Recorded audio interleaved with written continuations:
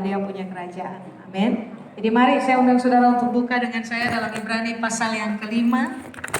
Saya akan baca kepada kita ayat yang ke-11 sampai dengan ayat yang ke-14. Ibrani pasal yang kelima, ayat yang ke-11 sampai dengan ayat yang ke-14. Kalau saudara-saudara dapat saya akan baca. Oke, ayat 11 Alkitab bilang ini Pak Ibu. Tentang hal itu, banyak yang harus kami katakan, tetapi yang sukar untuk dijelaskan, karena kamu telah lambat dalam hal mendengarkan. Sebab sekalipun kamu ditinjau dari sudut waktu, sudah seharusnya menjadi pengajar, kamu masih perlu lagi diajarkan asas-asas pokok dari penyataan Allah, dan kamu masih memerlukan susu, bukan makanan keras. Sebab barang siapa masih memerlukan susu, ia tidak memahami ajaran tentang kebenaran, sebab ia adalah anak kecil.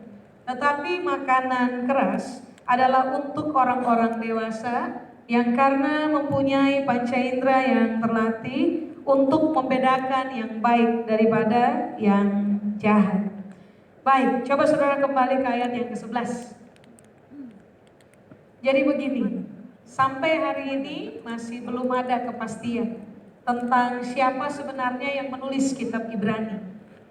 Ada sebagian mempercayai bahwa penulis kitab Ibrani adalah Paulus, dilihat dari tulisan-tulisannya. Tetapi ada juga sebagian meyakini bahwa yang menulis kitab Ibrani adalah salah satu dari muridnya Paulus yang sangat memahami jalan berpikirnya Paulus, sehingga cara penulisannya hampir sama. Nah, sampai hari ini nggak ada tuh yang bisa memastikan. Makanya saya akan menggunakan kalimat ini, penulis. Gak menyebut siapa yang menulis, tapi lebih menitik beratkan kepada kata itu saja, penulis. Nah, kalau saudara lihat di ayat 11, penulis tuh menulis begini, tentang garis bawahi dua kata ini, hal itu. Banyak yang harus kami katakan, atau lebih tepatnya ajarkan, tetapi sukar untuk dijelaskan. Karena ada satu masalah yang belum selesai. Penulis bilang, karena kamu telah lambat dalam hal mendengarkan. Jadi dengan kata lain penulis bilang ini, tahu nggak bahwa ada banyak sekali hal yang harus diajar buat kamu, tapi susah sekali untuk kami menjelaskannya kepada kamu, karena ada masalah yang belum selesai di antara kamu. Masalah inti adalah kamu lambat dalam hal mendengarkan. Sekarang pertanyaannya adalah begini, hal apa yang seharusnya diajarkan dari awal kepada jemaat supaya pada akhirnya mereka teruji dalam kedewasaan? Tapi hal itu susah untuk dijelaskan. Nah, kalau saudara baca Ibrani pasal 5 ayat 10, 9, 8 terus ke bawah, saudara akan mendapati bahwa hal itu tuh yang dimaksud oleh penulis tuh ada kira-kira ada 6 hal yang harus diajarkan. Hal yang pertama adalah tentang hal ini, hal hidup kudus, hidup saleh. Penulis bilang tentang hidup saleh itu harus diajar buat jemaat. Tapi susah sekali untuk dijelaskan, karena jemaat di hari itu lambat dalam persoalan mendengarkan. Yang kedua, tentang hidup taat kepada Tuhan sekalipun menderita, itu harus dijelaskan kepada jemaat. Tapi susah, karena jemaat punya masalah lambat mendengar. Nah, hal yang ketiga, tentang kemuliaan harus kembali, kemuliaan atau kehormatan itu harusnya kembali cuma kepada Tuhan. Gak boleh diambil untuk diri sendiri. Itu harus diajar. Tapi masalah tetap sama, lambat mendengar. Nah, hal yang keempat adalah ini, tentang introspeksi diri. Jangan suka nyorotin orang.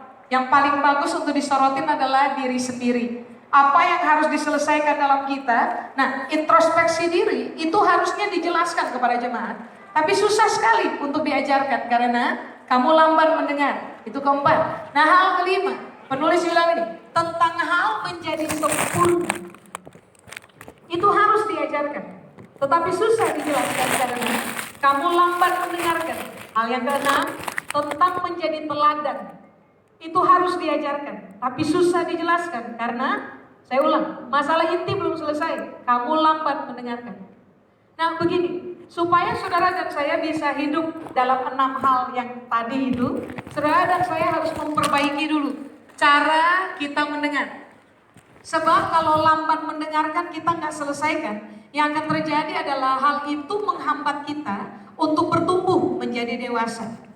Nah, mari sebelum saya masuk, saya jelaskan dulu kepada saudara arti dari kata sempurna.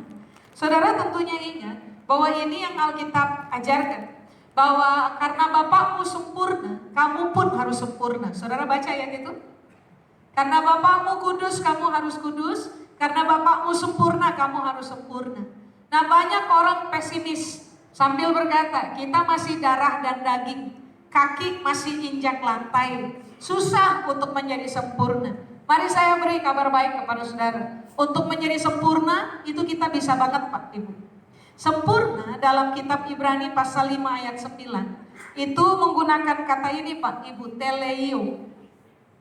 Teleio itu arti yang pertama adalah begini, berhasil menyelesaikan proses sampai akhir.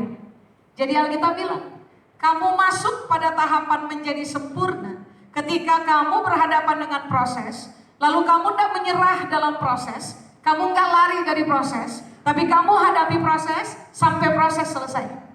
Nah itu Alkitab bilang, itu sempurna. Amin. Nah hal yang kedua, kata sempurna atau teleio itu artinya adalah begini, berani mendedikasikan diri untuk mengerjakan Tuhan punya kehendak. Artinya ini yang Anda dan saya perlu soroti. Semua kita punya kehendak, tapi kita harus berani mensubmit kita punya kehendak kepada Tuhan punya kehendak, lalu berani untuk hidup mengerjakan Tuhan punya kehendak. Siapa saja menggunakan kehidupan, memakai diri untuk mengerjakan Tuhan punya kehendak, mereka sedang ada pada tahapan sempurna di hadapan Tuhan. Nah hal yang ketiga, sempurna atau teleio, itu artinya adalah begini, orang-orang yang tidak puas cuman belajar sekali, atau orang-orang yang suka belajar dan belajar dan belajar. Kata yang lebih tepat adalah begini, sempurna sama dengan orang yang memutuskan untuk menjadi pembelajar.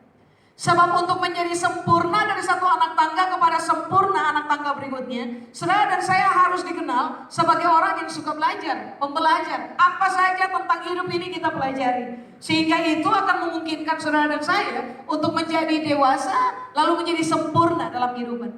Kalau arti dari kata dewasa adalah seperti ini, pertanyaannya adalah, bisakah saudara dan saya menjadi sempurna? Ya Allah, saya bertanya Pak, Ibu. Bisa? Bisa. Karena kita bisa hadapi proses sampai selesai. Kita bisa tuh dedikasi hidup untuk kerjakan kehendak Tuhan. Kita juga bisa memutuskan untuk menjadi pembelajar, sehingga tambah lama kita tambah paham tentang kebenaran dalam kita punya kehidupan. Betul? Jadi kabar baiknya adalah saudara dan saya harus jadi sempurna dan kita bisa melakukannya. Jadi penulis bilang ini harus diajar supaya orang tiba pada titik itu. Tapi mari saya ulang, persoalan yang harus diselesaikan adalah persoalan lambat mendengarkan. Ingat, kalau saudara dan saya tetap lambat mendengarkan, kita bahaya karena kita nggak akan jadi dewasa. Lambat mendengarkan harus diselesaikan supaya waktu kita diajar apa saja gampang, lalu kita akan dipermudah untuk naik kepada tingkatan kedewasaan seperti yang Tuhan mau untuk kita capai. Amin. Nah mari kita belajar dulu apa yang Alkitab maksudkan dengan lambat mendengarkan. Kata mendengarkan di situ Pak, Ibu di ayat 11 itu diambil dari kata Yunani ini, akoi. Akoi punya dua arti. Arti yang pertama adalah to listen and understand. Untuk mendengarkan baik-baik, untuk kepentingan memahami. Jadi begini, semua orang punya telinga, betul? Semua orang bisa mendengar, betul? Tapi tidak semua orang mendengarkan dengan seksama untuk kepentingan memahami. Nah ini yang Alkitab ajar. Kalau saudara dan saya mendengarkan kebenaran firman Allah, saudara dan saya harus ganti cara mendengar. Kita tak bisa cuma mendengarkan firman Allah diajarkan kepada kita sambil lalu.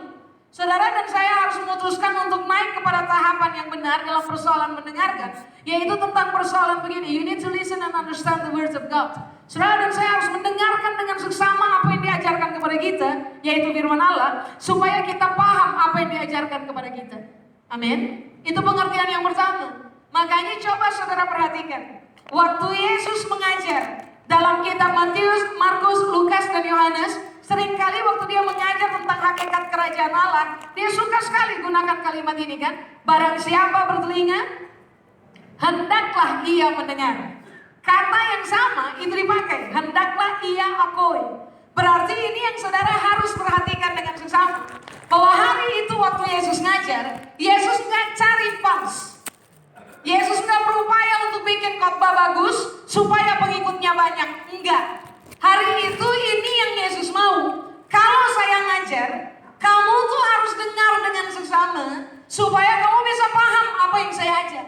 Karena kekuatan pemahaman akan kebenaran menggiring saudara dan saya kepada titik menjadi dewasa. Cukup jelas ini? Nah, hal yang kedua, mendengarkan. Mendengar di situ, kamu lamban mendengar. Aku yang punya arti yang kedua adalah perilaku mendengar.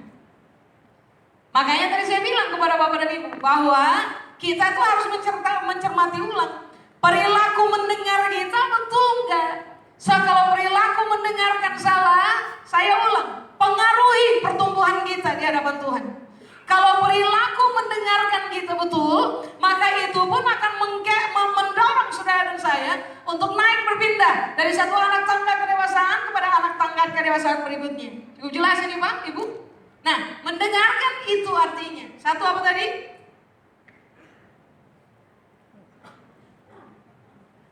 To listen and understand. Mendengarkan dengan sesama untuk memahami. Dua, perilaku mendengarkan harus diganti. Sekarang pertanyaannya, perilaku mendengarkan yang bagaimana yang harus kita ganti? Nah, ini yang kita bilang, perilaku mendengarkan yang lamban itu yang harus diganti. Kalau lamban gak diganti, kita bahaya. Begini Pak, Ibu, kata lamban, Yunani bilang notros. Notros itu artinya begini, tidak rajin, lebih tepatnya malas. Waktu firman Allah diajar, kita malas diajar kebenaran firman Allah. Notros atau lamban. Arti yang kedua adalah begini, kita bosan mendengarkan firman Allah. Malas, lawan katanya rajin. Bosan, lawan katanya adalah antusias. Berarti kalau ada perilaku mendengarkan kebenaran yang saudara dan saya harus ganti dari yang salah ke yang benar, saudara dan saya harus memutuskan untuk begini Pak Ibu. Kalau firman Allah diajar, jangan begini, jangan malas mendengarkan firman Allah. Bangunlah diri sendiri dan jadilah rajin mendengarkan kebenaran firman Allah diajar untuk hidupnya kita. Tapi yang kedua, waktu firman Allah diajarkan untuk saudara dan saya, jangan bosan, antusiaslah terhadap kebenaran. Amin. Sebab begini, mari saya kasih tahu. Notros punya pengertian yang ketiga adalah ini Pak Ibu, bodoh. Notros, lamban, punya pengertian yang keempat adalah begini, tumpul. Berarti Alkitab sudah bilang, kalau kamu dengar firman Allah, lalu kamu malas, lalu kamu bosan, yang akan terjadi adalah, maaf Pak Ibu, saudara dan saya akan jadi orang yang bodoh untuk memahami kebenaran. Kalau kita bodoh dan tetap menetap pada realita bodoh memahami firman Allah, yang akan terjadi adalah saudara dan saya tumpul di otak. Diajar firman model apa aja kita dengar, tapi kita nggak paham. Nah, sangat penting memperbaiki perilaku mendengar. Sebab begini Pak Ibu, kalau saudara dan saya nggak paham kebenaran, saya ulang, mempengaruhi pertumbuhan kita untuk jadi dewasa. Makanya kenapa penulis kitab Ibrani bilang begini, perilaku mendengarkan kamu ganti. Dari yang malas dengar firman Allah kepada yang rajin dengar firman Allah. Dari yang bosan dengar firman Allah kepada yang antusias dengar firman Allah. Sehingga yang akan terjadi adalah naturally, saudara dan saya akan berpindah dari kebodohan memahami kebenaran menjadi orang yang semakin cerdas untuk memahami kebenaran yang diajar kepada kita. Kecerdasan yang bertambah akan membuat Anda dan saya punya otak menjadi semakin tajam Pak Ibu, untuk menimbang segala sesuatu. Kita nggak menjadi orang-orang yang tumpul dalam memahami kebenaran. Mari saya tanya kepada Bapak dan Ibu, sering baca firman? Bukan pertanyaan jebakan, cuma bertanya. Sering baca firman? Oke. Waktu saudara baca firman, ada banyak yang saudara tidak paham. Berarti yang diam tuh paham semua, hebat. Sebab sejujurnya saya harus kasih tahu kepada saudara, saya pun baca firman sampai hari ini tuh sering nggak paham Pak Ibu. Karena rumit tulisannya. Untuk dipahami itu rumit banget. Nah, ini yang Alkitab ajar. Orang harus tadi tuh menjadi pembelajar, teleio. Karena kalau orang terbiasa belajar, rajin belajar, antusias waktu belajar, yang terjadi adalah, maaf saya harus pakai bahasa ini, otaknya kita kebuka Pak Ibu. Kita jadi tambah lama, jadi tambah cerdas memahami, oh maksudnya Tuhan kayak gini nih. Otaknya kita menjadi semakin tajam untuk memahami arahan dari firman Allah buat hidupnya kita. Nah, makanya penulis bilang ini, banyak hal yang harus diajar tentang hal itu, harus dijelaskan kepada kamu, tetapi susah sekali tentang hal itu harus dikatakan kepadamu, tapi susah sekali untuk dijelaskan karena kamu telah lambat mendengarkan. Nah, ayat 11 punya masalah, saudara dan saya harus selesaikan supaya kita dewasa. Kenapa kita harus dewasa Pak Ibu? Sebab begini, semua orang baca firman dan tahu realitanya bahwa sebentar lagi kalau Tuhan Yesus datang untuk kali yang kedua, Dia hanya akan menjemput mempelainya yang ya Allah, sudah diam sekali. Yang bagaimana? Yang dewasa, berarti yang kekanak-kanakan gak ikut kejemput Pak Ibu. Nah puji Tuhan, Tuhan Yesus belum datang. Artinya saudara dan saya masih dapat waktu cukup panjang nih untuk ganti perilaku mendengar. Kita harus ganti realita, bosan firman, diajar firman, malas diajar firman, bodoh dan tumpul di otak. Saudara dan saya harus ganti itu perilaku. Karena kita harus kejar menjadi dewasa supaya kalau Tuhan datang, saudara dan saya ikut dijemput kan? Coba mari saya tanya dulu, mau ikut dijemput atau tidak usah dijemput? Mau ikut toh? Nah makanya waktu yang ada sekarang, mari manfaatkan dengan baik. Amin. Sekarang pindah Pak Ibu kepada ayat 12. Di ayat yang ke-12 ini yang Alkitab bilang, sebab sekalipun kamu ditinjau dari sudut waktu, sudah seharusnya ngapain Pak Ibu? Menjadi pengajar. Lalu penulis bilang ini, kamu masih perlu lagi diajar asas-asas pokok penyataan Allah, dan kamu masih memerlukan susu, bukan makanan keras. Begini Pak Ibu, salah satu contoh asas-asas pokok penyataan Allah. Yang pertama adalah begini, keselamatan ada di dalam Kristus satu-satunya. Tanpa melalui Kristus tidak ada orang yang selamat sampai kepada akhir kehidupan dalam kekekalan, gak ada. Nah ini kan adalah pengajaran yang diajar buat kita di zaman awal kan, kira-kira 1000, 2000 tahun yang lalu kan. Udah lama banget tuh. Cuma begini, penulis bilang ini, nah yang ini pun, yang dasar ini pun belum paham. Jadi masih harus diajar dan diajar dan diajar lagi tentang keselamatan cuman ada dalam Kristus. Nah harusnya kita udah pas di area ini. 2, sumber kehidupan orang percaya adalah firman Allah. Itu asas pokok dari penyataan Allah. Jadi kita kan seharusnya 1000 tahun yang lalu udah diajar nih, bahwa kalau kamu mau hidup di dalam kebenaran, yang kamu butuhkan adalah mengakar pada firman Allah. Itu kan hal dasar yang harusnya udah dipahami dari sejak dulu oleh kita, sehingga dalam proses kita bertumbuh, kita mulai berpindah itu dari satu pengajaran kepada pengajaran yang lain. Kayak yang tadi penulis bilang tentang hal hidup saleh, berani taat kepada Allah sekalipun menderita, kemuliaan dan kehormatan harus kembali kepada Tuhan, introspeksi diri, jadi sempurna, jadi teladan dalam hidup. Harusnya permainan kita udah di situ, udah bukan lagi masih diajar tentang persoalan-persoalan dasar. Halo? Lalu penulis bilang ini, seharusnya ditinjau dari sudut waktu. Kamu udah bukan lagi diajar, kamu harusnya udah jadi pengajar. Nah sekarang coba cek Pak Ibu, saudara dan saya sudah ikut Yesus berapa ribu tahun? Maksudnya udah berapa lama? Berapa lama ikut Yesus? 1, 2, pertanyaan. Berapa ribu khotbah kita sudah dengar? 3, pertanyaannya. Kualitas kehidupannya teruji dewasa nggak? So, kalau kita udah ikut Yesus lama, kita dengar khotbah banyak, tapi kualitas kehidupan tidak teruji dalam dewasa, berarti ada yang salah dalam proses atau perilaku mendengarkan. Betul? Nah, ini yang Alkitab bilang. Kalau orang punya perilaku mendengarkan itu benar, ditinjau dari sudut waktu, yang terjadi pasti dia sudah ngajar hari ini. Tapi kalau orang punya perilaku mendengarkan salah, ditinjau dari sudut waktu, harusnya kamu ngajar. Tapi yang terjadi adalah kamu masih harus diajar. Begini Pak Ibu, kata pengajar di situ di ayat 12, bahasa Yunani menggunakan kata ini, didaskalos. Didaskalos atau pengajar, itu artinya adalah begini, orang yang menguasai sebuah kebenaran, atau orang yang ahli dalam sebuah kebenaran, lalu mengajarkannya kepada orang lain.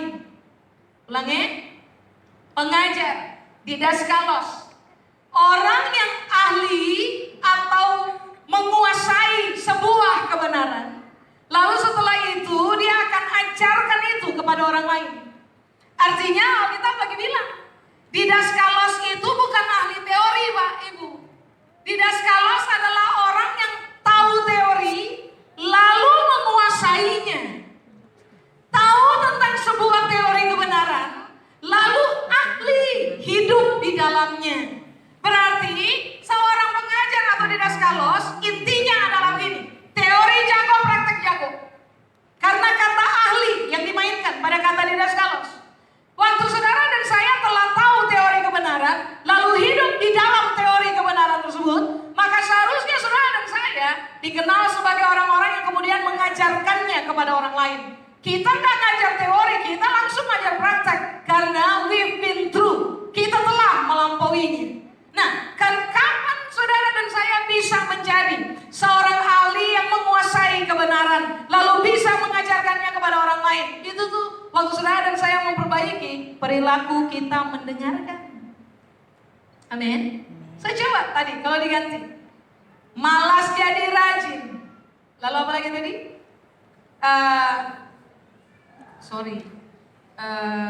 Malas jadi rajin, bosan jadi antusias, lalu bodoh jadi cerdas, tumpul jadi tajam.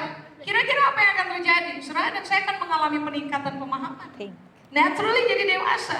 Kuasai pemahaman, bikin kita mampu mentaati kebenaran. Kebiasaan taat pada kebenaran akan mengangkat kita kepada kondisi itu, posisi itu tuh, bisa berhasil jadi pengajar bagi orang lain.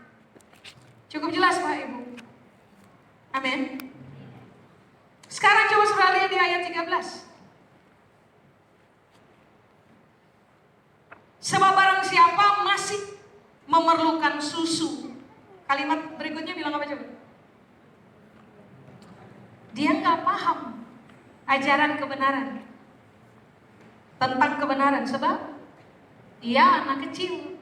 Berarti kan ayat 13 bilang begini, anak kecil yang masih suka susu itu terjadi karena dia tidak memahami ajaran tentang kebenaran.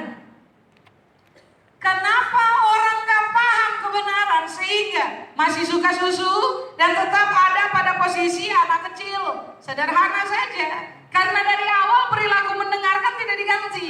Kalau perilaku mendengarkan kebenaran diganti, saudara dan saya paham kebenaran, pemahaman akan kebenaran, membuat saudara dan saya bisa menguasai kebenaran atau ahli dalam kebenaran, menghidupinya, baru kemudian kita mengajarkannya. Pada titik itu, kita disebut sebagai orang dewasa. Ketiadaan pemahaman akan kebenaran karena perilaku mendengarkan yang salah, membuat saudara dan saya akan tetap ada pada posisi itu. Kita bilang, suka susu aja, makanan keras ditolak, tetap jadi anak kecil. Semua kita paham Pak, bahwa dewasa tak ada kaitannya dengan umur. Orang punya jumlah usia bisa banyak, tapi tetap kekanak-kanakan. Orang punya jumlah usia bisa belum terlalu banyak, tapi bisa teruji dalam kedewasaan. Itu dipengaruhi oleh faktor apa? Ibrani cuma bilang ini, faktor mendengarkan. Perilaku mendengarkan kalau betul, pertumbuhan jadi sehat. gampang memahami kebenaran, hasilnya berpindah dari kekanak-kanakan kepada menjadi dewasa. Coba, ayat 13 itu dalam bahasa Indonesianya. Tapi kalau saudara punya Alkitab bahasa Inggrisnya, kalau kata saya bahasa Inggrisnya lebih bagus. Ambil dari terjemahan yang King James Version, yang old punya. Yang new punya juga boleh, tapi yang lebih bagus itu yang old punya.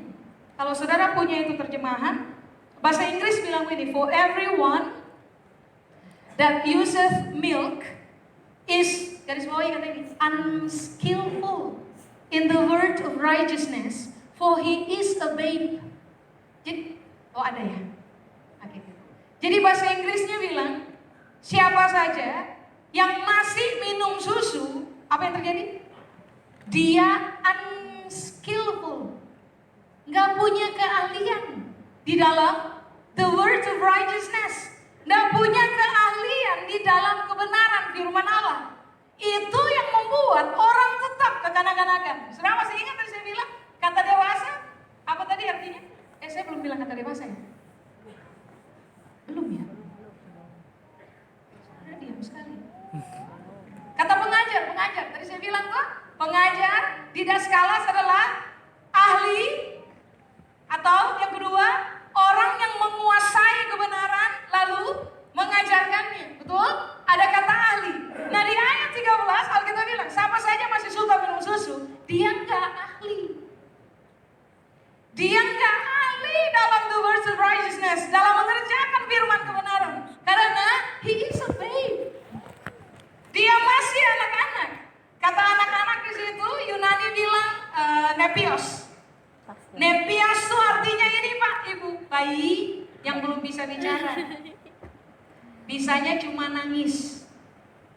Bayi yang belum bisa bicara itu selalu akan menjadi pusat perhatian. Lalu orang dewasa yang memperhatikan. Betul? Jadi ini yang Alkitab bilang. Kalau kamu cuma suka susu saja, karena kamu tidak memahami kebenaran, kamu akan tetap menjadi orang yang menuntut untuk diperhatikan. Halo? Semuanya harus tentang saya. Sedangkan orang dewasa, Alkitab ajar begini, hendaklah kamu memperhatikan, mengutamakan kepentingan orang lain jauh lebih utama daripada kamu punya kepentingan. Artinya ini perbedaan antara orang yang kekanak-kanakan dengan orang dewasa. Semua yang kekanak-kanakan itu selalu self-centered. Minta diutamakan, minta diperhatikan, minta jadi prioritas, minta dikunjungi, minta apa aja. Tapi orang yang dewasa akan selalu begini, memperhatikan, memprioritaskan, melayani, mengunjungi. Kenapa hal itu terjadi? Sederhana, kita paham kebenaran, kita ahli dalam memahami kebenaran, makanya kita bisa mengerjakan apa yang benar. Sekarang kan pilihan tergantung kepada saudara dan saya. Mau tetap minum susu atau mau berpindah kepada makanan keras? Mau tetap mempertahankan perilaku mendengar yang salah atau mengganti perilaku mendengar yang salah menjadi perilaku mendengar yang betul? Supaya kalau perilaku mendengar saudara dan saya yang betul itu terbangun di dalam kita, firman Allah diajar apa aja buat kita, saudara dan saya gampang sekali paham. Kalau kita paham kebenaran, saudara dan saya bukan lagi nepios, bukan lagi bayi yang belum bisa bicara, saudara dan saya akan menjadi orang dewasa. Nah, nepios punya pengertian yang kedua adalah kekanak-kanakan. Anak kecil sama dengan kekanak-kanakan. Nepios punya pengertian yang ketiga adalah ini, orang yang gak bisa diajar. Orang yang gak bisa dididik untuk jadi ahli. Tahukah saudara bahwa tujuan Tuhan untuk hidup saudara dan saya adalah kita harus jadi ahli? Masalahnya adalah perilaku mendengarnya salah. Makanya tetap susah diajar, susah dididik untuk menjadi ahli di dalam kebenaran. Semua orang sekarang hebat Pak Ibu, asal jago bicara aja, kutip 1 ayat 2 ayat langsung bisa khotbah. Banyak orang Kristen sekarang pakai ayat nasihatin orang gampang sekali. Cuman bukan itu yang Tuhan tuju untuk kehidupan kita. Saudara dan saya tak bisa cuma ada pada posisi pintar kutip ayat, jago khotbah, jago nasihatin orang. Bukan itu permainannya. Permainannya harus begini Pak Ibu. Kita dengarkan pengajaran, kita paham apa yang diajarkan kepada kita, lalu kita latih diri kita menghidupi kebenaran sampai kita ahli di dalamnya. Lalu kemudian kita ajar orang lain.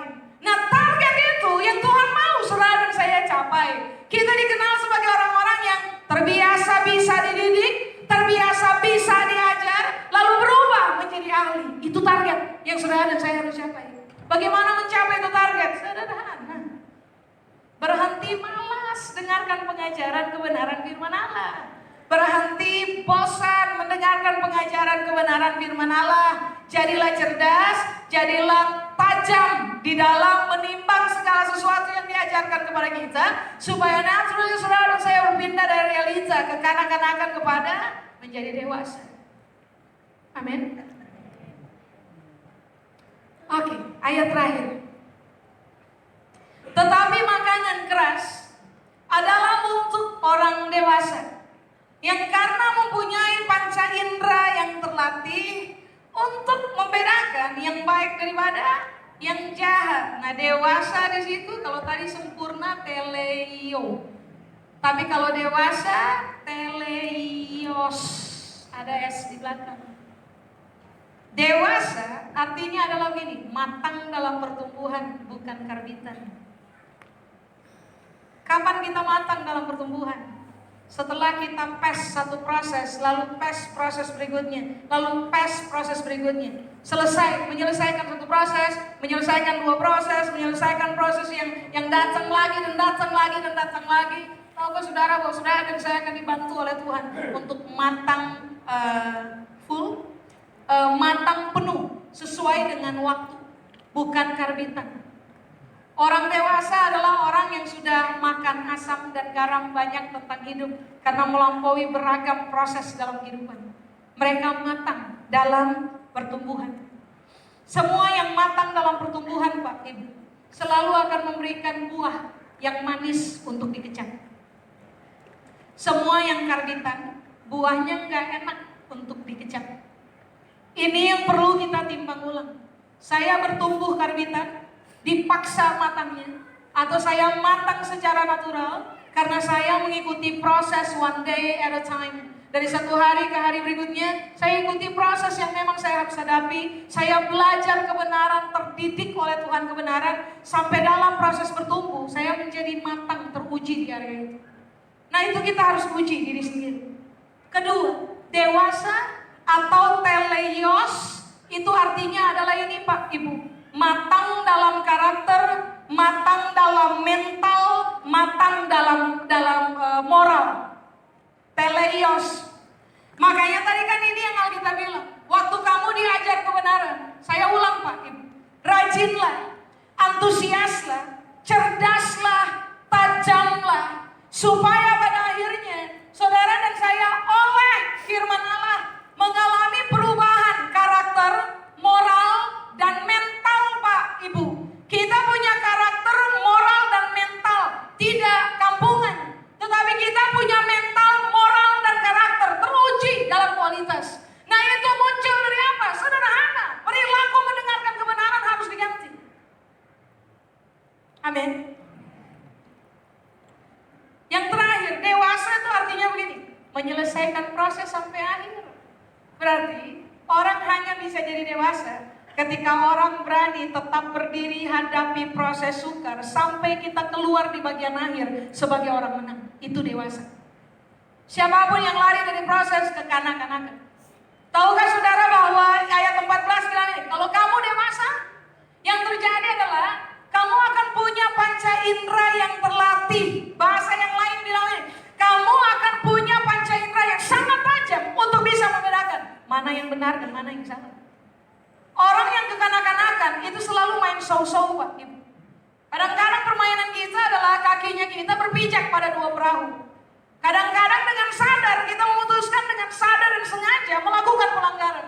Sudah tahu apa yang benar sudah, tetapi orang yang tetap bertahan dalam kekanak-kanakan akan selalu begini, memutuskan untuk melanggar kebenaran yang sudah diketahui dengan sadar dan sengaja. Apa yang salah tetap dikerjakan juga. Tapi ini yang Alkitab bilang, orang dewasa adalah mereka yang panca inderanya tajam banget untuk bisa membedakan mana benar, mana salah. Benar ambil, salah buang. Itu dikerjakan oleh siapa? Orang dewasa, Pak Ibu. Nah, bagaimana kita dewasa? Alkitab bilang, kamu harus paham kebenaran. Cuma masalahnya kan adalah begini, bagaimana mungkin kamu paham kebenaran kalau perilaku kamu punya mendengar, perilaku mendengarmu salah. Makanya tadi penulis bilang begini dari ayat 11, perilaku Supaya kalau diajar kebenaran kamu gampang sekali paham. Kalau kamu udah gampang sekali paham kebenaran, kamu akan naturally bertumbuh menjadi orang yang dewasa, bertumbuh matang, matang dalam karakter moral dan mental, menjadi orang-orang yang terbiasa menyelesaikan proses, menjadi orang-orang yang sangat tajam untuk bisa berkata, ini dosa, saya tidak bisa. Ini pelanggaran terhadap kebenaran, saya tidak bisa, saya tidak akan ambil. Yang akan saya mainkan adalah apa yang benar seperti yang Tuhan telah ajar dan telah saya memahaminya. Makanya kan begini Pak, Ibu. Orang dewasa permainannya adalah kebenaran. Orang yang hidup dalam kekanak-kanakan permainannya adalah dosa dan pelanggaran. Makanya kenapa tadi saya bilang kepada saudara, apa yang saudara dan saya harus kasih tahu kepada diri sendiri adalah waktu sudah singkat, manfaatkan waktu yang ada. Sebentar lagi Tuhan Yesus datang. Make sure saudara dan saya ada pada titik itu tuh, matang, dewasa, teruji dalam kualitas karakter, moral dan mental. Kita teruji sebagai orang yang hadapi proses sampai proses selesai. Kita teruji sebagai orang-orang yang waktu diajar oleh kebenaran, kita paham kebenaran, kita jadi tajam membedakan segala sesuatu. Dan permainan kita dalam keseharian adalah terbiasa hidup benar. Nah ini harus dimainkan Pak Ibu, supaya waktu Tuhan Yesus datang kali kedua, kita tahu